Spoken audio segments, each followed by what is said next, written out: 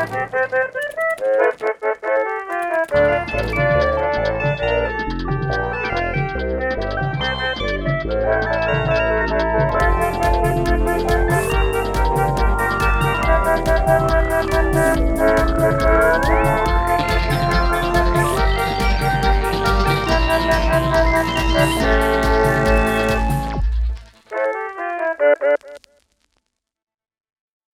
name's Laura Blake. I'm a textile artist and researcher, and I live here in Dalsland.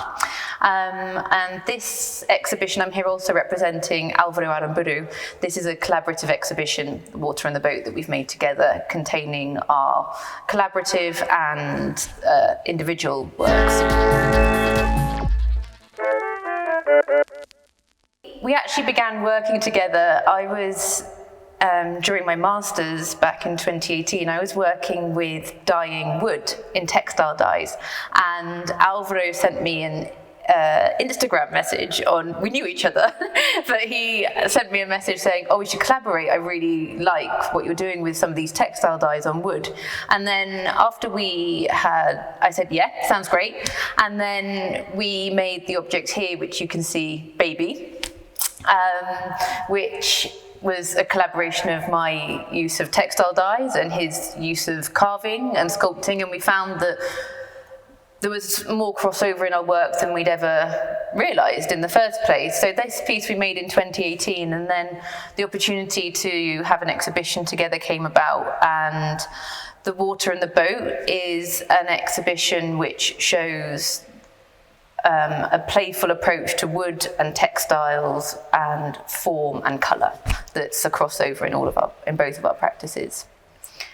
Utställningen, det finns en dikt som hör till utställningen eller som ni har jobbat utifrån. So the title, The Water and the Boat, actually comes from a poem by Visades, a Norwegian writer. The poem is here on the wall behind us, both in Norwegian and English, not in Swedish. But I was reading the poem and I was like, I'm really enjoying this, and there was this one line that stood out which says, the water and the boat spoke together quietly about life's blissful moments. I'm roughly quoting that, but it really struck me, and the whole poem speaks about nature. It's called A Clear Channel. It's about an end of a season, and it really related to how I feel living in Dalsland, and both of us take a lot of inspiration from nature and surroundings that we have here, including colours and materials. But that one line, the water and the boat spoke together in a low voice about life's blissful moments, it really struck me about the times when you're an artist and a maker and you come across these things which you can't explain, but they're blissful, and for some reason in a moment, in a process or something you see, it grabs you and you don't know why, but it just does. Tack. En fråga om utställningen. Ja. Jag vet att du har jobbat tidigare med så taktila objekt som också med täljda objekt tillsammans med textil. Ja. Och här har du gjort ett verk som är också trä, men du har valt att inte göra någonting med själva klädnyporna.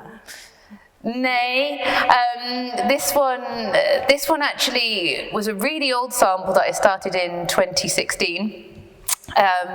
But then I'd actually hurt my hand and I couldn't do anything with sewing, and then I realised that this is something I could develop, so it was something that I could still do whilst having a not very good working hand. And that's how, and it became, but I had really liked this smaller sample I made, and then it grew into using just two materials of silk and the pegs to create form and structure, and also using a lot of repetition, which is something I do in my work.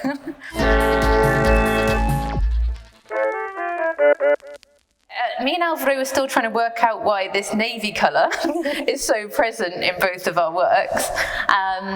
But for me, I started working with this colour that you see here on the work, Let It Flow, there. And it was a bit subconscious for me. And then I realised that all of the lakes in Dalsland, whenever you look at them, regardless of the time of year, they have this colour.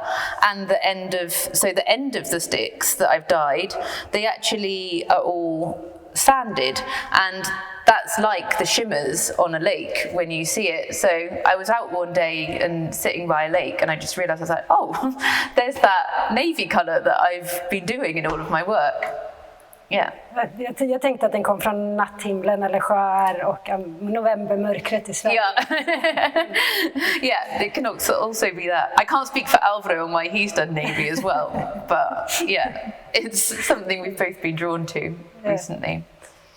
So Álvaro has a background as an industrial designer, and so a lot of the objects that you see here have come from him having making sketches of functional objects and then abstracting them into they're part of a sketch process for him, but then they've become objects in themselves. So they start off with a mind of a functional object, but then they become unfunctional as he carves. Bra historia. Bra tanke, bra sätt. Varför allting är handtäljt som han har gjort. So the piece Baby that we have here and Álvaro's sculptures here and here, they're all carved by hand by him. Yeah, I think some of the bigger forms he might have lazed the shape out slightly, but then gone into them with a knife and carving.